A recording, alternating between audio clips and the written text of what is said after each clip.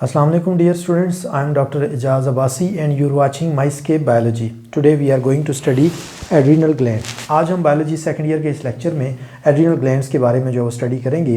Adrenal glands जो है ये हमारी बॉडी के अंदर मौजूद एक इम्पॉर्टेंट एंडोक्राइन ग्लैंड्स हैं जो बॉडी के जो है वो केमिकल कोऑर्डिनेशन के अंदर इन्वॉल्व हैं। हमारी बॉडी के अंदर दोनों किडनीज़ के ऊपर जो है वो एड्रीनल ग्लैंड्स मौजूद होते हैं। इट मीन्स कि दो एड्रीनल ग्लैंड्स जो है वो हमारी बॉडी के अंदर मौजूद होते हैं। और अगर हम लॉन्गिट्यूडनल सेक्शन काटें तो जिस तरह से हम किडनी का लॉन्गिट्यूडनल सेक्शन काटते हैं और किडनी जो है उसका आउटर जो पार्ट है उसको हम जो है वो रीनल कॉर्टेक्स कहते हैं और अंदर वाले को हम रीनल मेडुला कहते हैं। इसी तरह से जो एड्रीनल ग्लैंड है इसके भी दो पार्ट्स हैं। जो इसका आउटर पार्ट है उसको हम कहते हैं एड्रीनल कॉर्टेक्स और जो इसका इनर पार्ट है इसको हम कहते हैं एड्रीनल मेडुला। सो एड्रीनल कॉर्टेक्स और एड्रीनल मेडुला एड्रीनल ग्लैंड के दो जो है वो मेन पार्ट्स हैं और ये दोनों अपने अपने अलग अलग हार्मोन्स जो है वो प्रोड्यूस करते हैं। सो पहले हम बात करेंगे एड्रीनल मेडुला के बारे में, फिर हम डिस्कस करेंगे एड्रीनल कॉर्टेक्स को। सो एड्रीनल मेडुला से दो हार्मोन प्रोड्यूस होते हैं। वन इज़ कॉल्ड एपिनेफ्रीन और adrenaline and the other is called nor epinephrine और नॉर एड्रीनालीन। ये दोनों हार्मोन जो है ये इमरजेंसी सिचुएशन में जो है वो प्रोड्यूस होते हैं और ये जो है सिंपैथेटिक नर्वस सिस्टम के अंडर जो है वो वर्क करते हैं। सो एपिनेफ्रीन जो है ये बेसिकली स्टिमुलेट करता है हमारी बॉडी के अंदर मेटाबॉलिक एक्टिविटीज़ को और ब्रोंकियल डायलेशन को। ये दोनों जो है वो आपस में एक दूसरे के साथ मिल के काम करते हैं और ये साइनर्जिस्टिक हैं, यानी कि दोनों एक दूसरे के एक्शन को सपोर्ट करते हैं, लेकिन दोनों का जो इफ़ेक्ट है वो स्लाइटली डिफरेंट है। एपिनेफ्रीन जो है ये स्टिमुलेट करता है मेटाबॉलिक एक्टिविटीज़ को बॉडी के कुछ पार्ट के अंदर, जबकि जो नॉर एपिनेफ्रीन है ये कुछ पार्ट के अंदर जो मेटाबॉलिक एक्टिविटीज़ हैं उनको जो है वो सप्रेस करता है। और ये किस तरह करते हैं, ये ब्लड सर्कुलेशन को जो है वो कंट्रोल करके।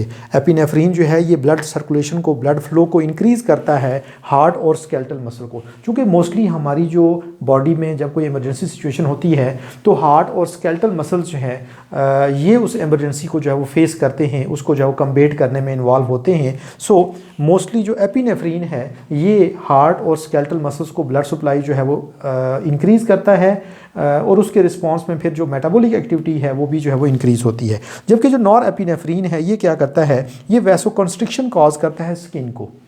जो ब्लड स्किन को जा रहा होता है उसको ये जो है वो रोक देता है, कम कर देता है, ताकि वो ब्लड जो है वो डाइवर्ट हो जाए हार्ट और स्केलेटल मसल की तरफ। इसी तरह से ये जो वो ब्लड फ्लो को रिड्यूस करता है यूरिनरी और डाइजेस्टिव ऑर्गन्स को। सो जब ये यूरिनरी और डाइजेस्टिव ऑर्गन्स को जो है वो ब्लड फ्लो जो है वो कम करेगा, रिड्यूस करेगा, तो वो ब्लड भी जो है वो डाइवर्ट हो जाएगा हार्ट और स्केलेटल मसल्स की तरफ। यूँ सारा का सारा जो ब्लड है वो फ्लो करेगा मोस्टली हार्ट और जो है वो स्केलेटल मसल्स की तरफ। और जो स्केलेटल मसल्स हैं उनकी एक्टिविटी जो है वो इंक्रीज़ हो जाएगी, उनका मेटाबॉलिज्म जो वो तेज़ हो जाएगा। जबकि जो यूरिनरी और डाइजेस्टिव ऑर्गन्स हैं जो कि हमारी रेस्ट की एक्टिविटीज़ के दौरान जो ज़्यादा फंक्शन करते हैं, सो उनकी एक्टिविटी जो है वो रिड्यूस हो जाएगी ताकि हमारी बॉडी जो है वो इमरजेंसी सिचुएशन को टैकल कर सके। सो इमरजेंसी सिचुएशन में जो ब्लड प्रेशर राइज हो जाना, जो ब्रीथिंग रेट का फास्ट हो जाना, इसी तरह से जो बॉडी टेम्परेचर का इंक्रीज़ हो जाना, मेटाबॉलिक रेट का फास्ट हो जाना, ये सारी एक्टिविटीज़ जो है वो इन दोनों हार्मोन्स के साइनर्जिस्टिक एक्शन की वजह से जो है वो परफॉर्म होती हैं और यूँ एक इंडिविजुअल इमरजेंसी सिचुएशन को जो है वो टैकल कर सकता है। अगर फॉर एग्जांपल इन हार्मोन्स की जो है वो ओवर सेक्रेशन स्टार्ट हो जाए तो इसके रिजल्ट में हाइपरटेंशन जो है वो डेवलप होती है और उसके अलावा जो है वो एग्रेसिव बिहेवियर जो है वो रूटीन लाइफ के अंदर डेवलप होता है।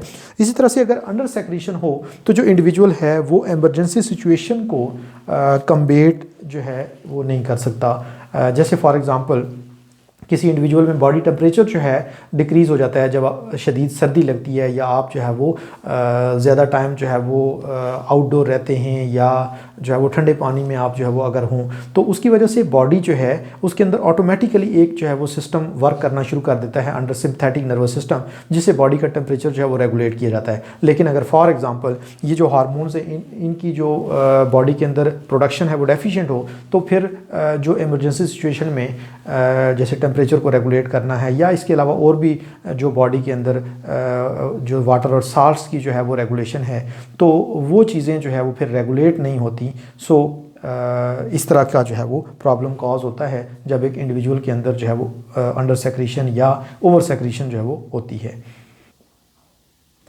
Next is the adrenal cortex. Adrenal cortex जो है इससे जो रिलीज़ होने वाले हार्मोन्स हैं उनको हम कहते हैं कॉर्टिकोस्टेरॉइड्स, क्योंकि जितने भी हार्मोन जो है वो एड्रीनल कॉर्टेक्स से रिलीज़ होते हैं ये स्टेरॉयडल नेचर के हैं, और इनका मैकेनिज्म ऑफ एक्शन भी जो है वो जो प्रोटीन हार्मोन्स हैं उनसे जो वो डिफरेंट होता है। जो एड्रीनल कॉर्टेक्स से रिलीज़ होने वाले कॉर्टिकोस्टेरॉइड्स हैं उनको हम जो है वो 3 कैटेगरीज में डिवाइड कर लेते हैं: glucocorticoids, mineralocorticoids and androgens. Glucocorticoid जो है ये ब्लड के अंदर ग्लूकोज लेवल को जो है वो मेंटेन रखते हैं। इनमें जो मोस्ट कॉमन एग्जांपल है दैट इज़ कॉर्टिसोन। कॉर्टिसोन जो है ये ब्लड के अंदर जो ग्लूकोज लेवल है उसको जो है वो रेगुलेट करता है।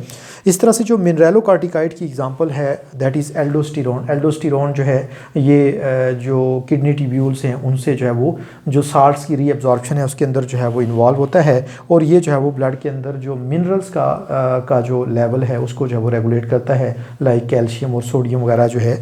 सो ये जो है वो मिनरलोकॉर्टिकॉइड है।